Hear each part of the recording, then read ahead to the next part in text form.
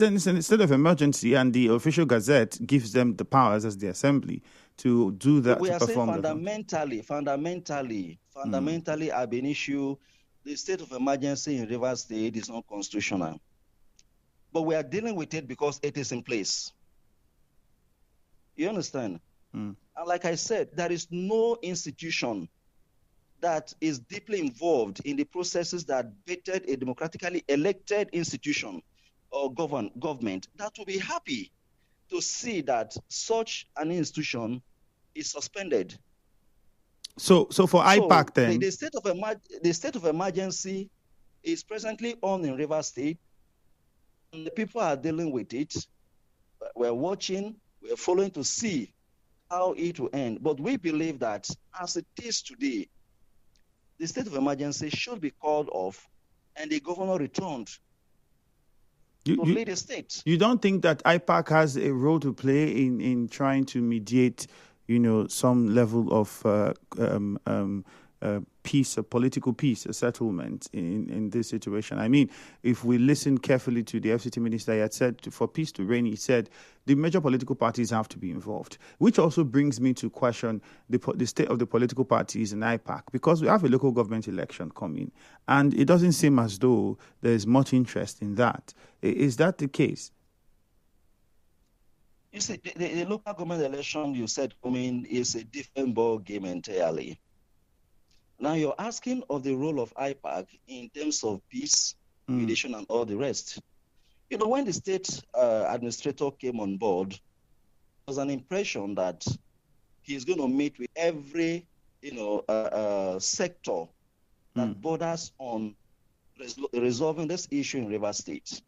Local parties were not met. Local parties were not invited.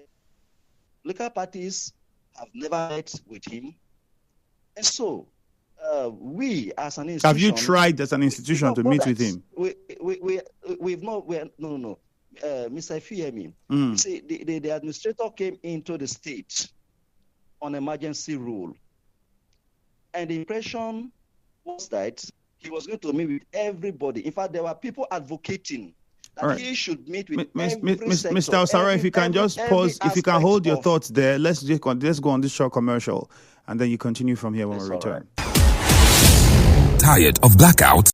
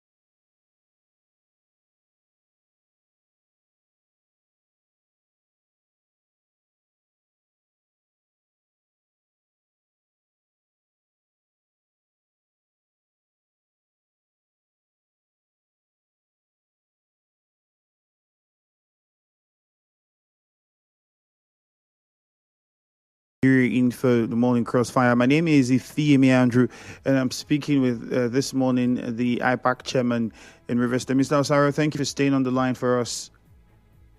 Thank you. Welcome back. All right. Before we go on again, get on Facebook at Nigeria Info 92.3 PH and join in on the conversation. Let us know what your thoughts are. It's a question I'd ask my guest. I'll just get back to it. The role IPAC could have played or could play, and you were trying to tell us about whether you had meetings with the sole administrator or not. What's the situation with that? You talked about peace. Yes. You talked about peace. Yes. Whether IPAC, what role have we played? How far have you gone in ensuring peace? And also, you see, IPAC as an institution, we're standing on the threshold of peace, unity, good governance, social justice. These are hallmarks of the tenets of democracy.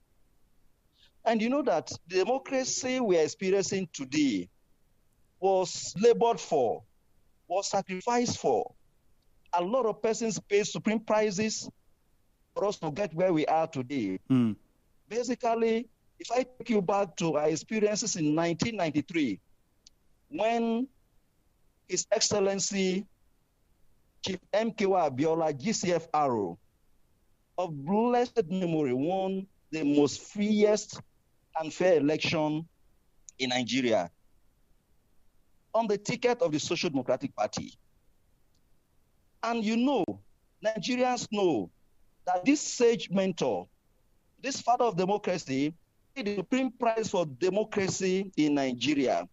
The democratic experiences we are having today was the foundation laid by the sweat and blood of Chief M.K. Abiola. It is very ridiculous that in a Nigeria of today, when we are going to celebrate June 12th, in a couple of weeks from now, we are having an emergency rule in Rivers State, where the constitution of the constitution of Nigeria is suspended in Rivers State. It is quite an aberration. What will the forefathers who fought for democracy in Nigeria, how would they feel? How will people feel? What are we going to say? What are we going to talk about in Rivers State on June 12th? So in other words, are you saying that as IPAC, there's been no conversations or meeting with the sole administrator, nothing whatsoever? Mr. Ifeemi, as an institution, we have our duties and rules, and we are playing and carrying out our duties. Which is? If it is necessary, of course you know. I don't. You know, because we have been we've had this conversation a long time. Prior to this emergency rule, we've been talking with you. We've been talking with Rivers people, and you know our stand. We stand for good governance, social justice, equity, and all the rest. Which brings as an institution, we love peace. We want peace to reign. But what we are saying today is this: for us to have the smooth peace, enjoy the democracy the founding fathers of democracy fought for, that will be celebrated on June 12th, let us have the democratically elected governor of Rivers State restored. Okay. Like you know, prior to this emergency, the governor has been a man advocating for peace. In fact, there was no instances you can say that violence was extolled or carried out or supported or encouraged in Rivers State. All right. So what we are saying is this: let us have the experience of celebrating June 12th in Rivers State with the elected governor of Rivers State on stage. Okay. We want Rivers people to keep being peaceful. We have told our members across the various political parties to maintain discipline, to stand tall, and be responsible. As I speak to you, you may not need to see us coming on radio every time to talk, but we are doing what we need to do. And don't forget that the components of IPAC are the various political parties in Rivers State. Which is the question I want to go to next. If you'd allow me, Mr. Osaro, how many political parties are in IPAC in Rivers State? Because the argument is that, the PDP is not there, the APC is not there at the moment. Mr. Ifeemi, this we have gone to is not necessary because you know. Well, but a lot of things have happened between then and now. Prior to this moment, let me recall or let me restate what I have always said before. Now, prior to this moment, you know that there were issues in the PDP and in the APC that were before the court of law. And when those issues were resolved by the court, you were also aware and you know who the PDP finally have asked their state chairman, as well as the APC. Chief Emeka Beke was in court, and he got a court judgment saying that he is a respected and recognized state chairman of APC. So do you want IPAC to do otherwise, to say otherwise, or to act in contempt of against the court rule? No. So we have gone past this stage. What we are saying now is the various parties are doing their bits. As a state chairman of SDP, if you follow what we are doing in Rivers State today, you will see that we have done so much, encouraging our members, bringing our members together, carrying out one or two programs that is impacting on our members. As a party, the Social Democratic Party in Rivers State have done a lot within this period. We don't need to have crisis or be talking about crisis every time. What we are talking about is this. IPAC will not stand if the parties that made up IPAC are not alive and not functioning. Are you not worried of defections? Every political party, Mr. Ifeami, defection has become a tradition in a political setting. Yes, it has become. People have the free will to leave their party. People also have the free will to join any party. As I speak to you, we have seen a lot of persons joining the Social Democratic Party, both at the national and at the state level. We at the state level receive persons, groups every day. The Social Democratic Party in Rivers State, don't you think every day might be far-reaching when you say you receive people every day, defectors? Even the APC, who's in charge at the center, I don't think they receive people every day. Well, your judgment is as good as mine, your value judgment. That is to tell you the trend, the political trend in Nigeria today. And of course, if the trend at the national headquarters of the SDP is welcoming a lot of persons every day, and then you also know that it will go down at the state level. And so we are much concerned this moment about how to manage our members, to continue to expand our brand, to continue to enlighten the people of Rivers State that SDP is the best alternative. Okay. Will IPAC support a coalition? And we will not...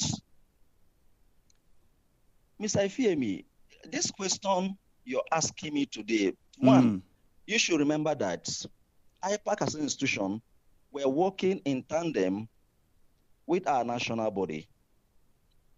You understand? As a body, as an institution, when it comes to that time, we will know what to do. Okay. Let's take some calls. When it comes to that time, we will know how to go about it. We will lean on our national body. We interact with our national officers, our national leaders back in the state. There are decisions we wouldn't take on our own. You understand? But when it comes to the time of coalition is not done at the state level, right? It begins from the national. All right. We'll get to that point. We'll know what to do. Let's take some calls quickly. 0817-923-0007. You can also call 0817-923-0002. Clever Sonny says, Spirit of our fathers that fought for the creation of Rivers State will never forgive what they are doing in the state now. The FCT minister and supporters are helping strangers take control of the state's treasury. Samson Oji says there is nothing like IPAC in River State, a body that the PDP and APC are not part of. Is this not the same IPAC that went ahead and partook in local government election when the court now has said there should be no elections? They are part of the state of emergency declaration in River State. This is Samson Oji on Facebook. We'll see how many more messages we can take on Facebook. Let's first go to Rumokuta. Chima is on the line. Chima, quickly, let's get your thoughts. Hello, good morning, Mr. Femi. All right, go on, I Chima, also quickly, greet please. Mr. Osaro. That's for me, to my own opinion, IPAC as a party, as an institution, has already been violated already. Because during the decision of the suspended governor, Mr. Osaro in your studio, almost every time comes to make you understand that IPAC as an institution works with the governor or with the whatever. All I'm saying is that IPAC is supposed to be a pressure group, an opposition group that checkmates a government of the day, because they have been here as opposition. But in this administration now of Mr. Osaro, it wasn't like that. So even in the last election, local election, when they were cancelled by the court, you saw what Mr. Osaro did. Even all those parties that went to court to challenge the election, Mr. Osaro came on radio, condemned all of them, and threatened to suspend them. You understand? If they did not withdraw their cases from the court. So at the time now, there is no how Mr. Osaro go and tell us that he is a man with the attitude of River State. No, we do not expect it from him when he's saying now. We must always make up on that. All right, Chima. Thank you very much. Well, Later, Barry. I didn't get him clearly. Well, he says, well, at the moment, IPAC is partisan, and that clearly IPAC works with the governor, now suspended, and talked about how you've made it very clear that IPAC is working with the governor, and so he doesn't think that you are performing the duties you should perform, in his opinion, as a pressure group or organization that's supposed to checkmate government. Yeah, if he says IPAC is a pressure group and we work with the governor, you see, some persons play politics with everything. IPAC, this is not the first IPAC we've had in Rivers State. We've had series IPAC in Rivers State, and there is no way any sane person will come to the IPAC pressurize to counter, to fight a government that is performing, a government that has performed. All right, Mr. Osaro, if you'd allow us, let's take a few more calls so that you can come back and respond to all of them at the same time, so we can manage the time we have. Leighton Barry, good morning. Yeah, good morning, Andrew. All right, go on. Yeah, good morning to the respected person in the house. Barrister, good morning. Thank you. Good morning. Yeah. My concern goes to the statement you made. I think you have tried so much in Rivers, and I commend you for your efforts. But there are some things I need to correct here. Like you mentioned about President APC party chairman in Rivers State. I need to correct just that impression that Tony Okocha is the legitimate chairman of APC in Rivers State. Even with the present Court of Appeal judgment, Tony Okocha remains the legitimate APC chairman in Rivers State, both national and by law. That's by the way. Secondly, you said the emergency rule in Rivers State is not constitutional. And I know what you're trying to say is that it's not constitutional because people do not die. There was no violence, according to what you said, which would have warranted that. My barrister, are you saying that dead people would have been littered on the street of Port Harcourt? If it would have been so that should have been violence from front to back, which person's son do you expect to have died? So that they will take it, for that reason they will say there will be an emergency rule. Or do we say your own person will die first, so that they will say, okay, why they are crying, River State is not in peace. That will be the reason why the president will impose an emergency rule in River State. Why is it that we don't take precautionary measures to avoid some things before it happens? You were in this state. You noticed what happened between the River State House of Assembly and the governor. All right, Leighton Barry, because of the time, I think your point has been made. My guest will respond. Let's hold on, Mr. Osaro. You'd respond. Let's just take a few calls. You can just note that down. You'd respond to it. We have to manage the time, so let's take a few more calls first. Braid in Diop, good morning. Yeah, good morning, Efeni. All right. My name is Chief Comrade. I am Braid. Go on. Mr. Osaro, good morning. Yes, my question to Osaro is that now the sole administrator has dissolved the RISEC and also appointed another one. Now, if they call for local government and councillors, would also his party partake? That is number one.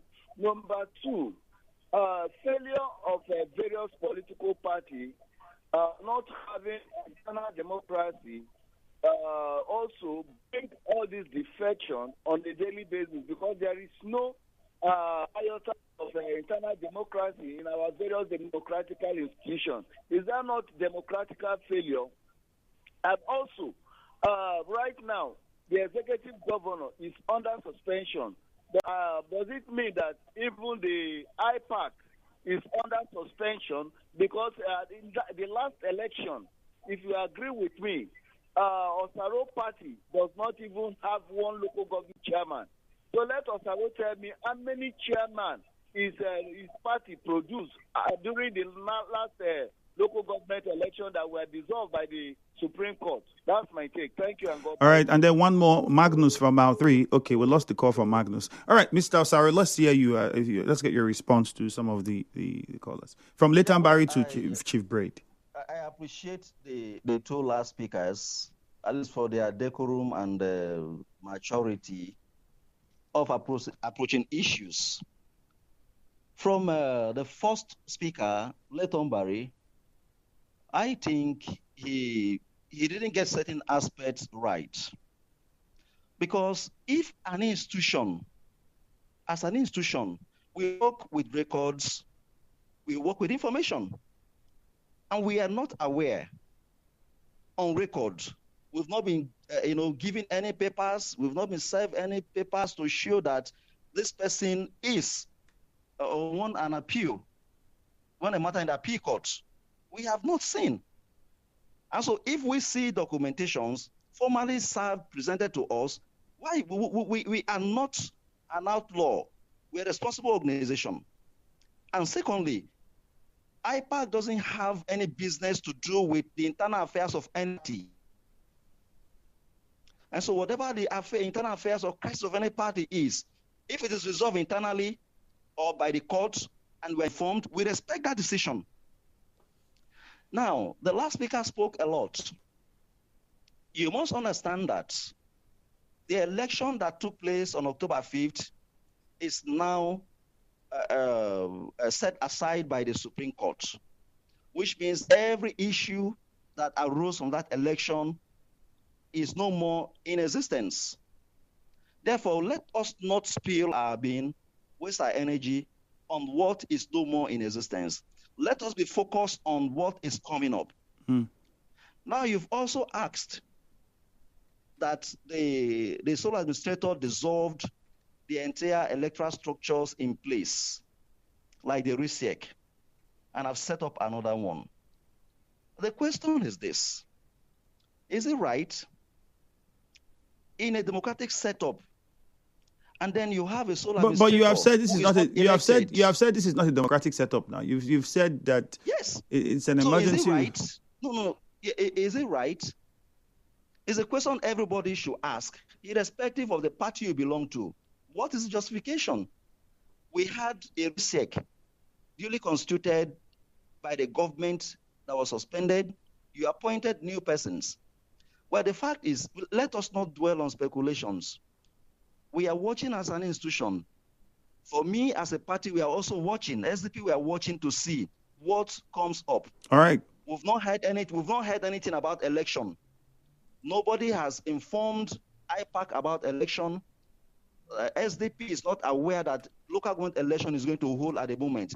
But prior to the state of emergency, when RISEC under Justice Nebele retired, rolled out another timetable for elections, we were invited, we were there, and as an institution. So let me just, because we don't have a lot of time. We felt we were there too. All right. So we're fully informed, quickly invited.